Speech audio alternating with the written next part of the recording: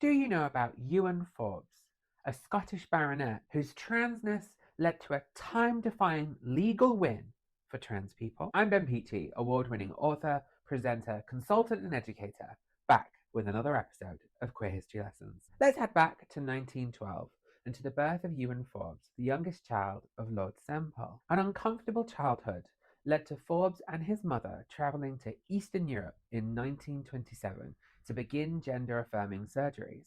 By 1952, now a medical graduate and awarded public speaker, Forbes requested a warrant for birth re-registration, whereupon he was legally male and his name Ewan was legally recorded. He placed an announcement in the Aberdeen paper saying henceforth he wished to be known as Dr. Ewan Forbes Sempill. His patients were aware and supportive of his transness. He married his housekeeper, Isabella Mitchell, legally a month later. Forbes' gender went unmentioned until 1965, upon the death of his brother, where he stood to inherit the family's baronetcy. His cousin challenged this, saying that the inheritance was invalid as Forbes was not a man, claiming that he was still a woman. It took Scotland's highest national court, the Court of Session, 3 years to rule on this inheritance. The case, which was held in secrecy, ruled that Forbes was intersex and thus deemed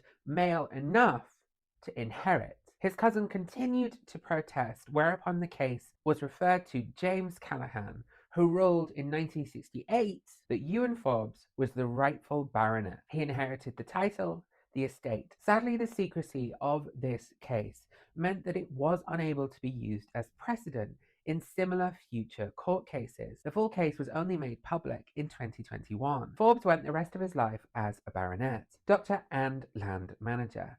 He even released a book, The Old Days, in 1984, exploring his early years. He was appointed as Aberdeenshire's Justice of the Peace in 1969, and he lived till nearly 80, dying in 1991, aged 79, where he was succeeded in the baronetcy by his cousin. Ewan Forbes, although a private man, is a queer icon for his trailblazing existence, which is why I asked,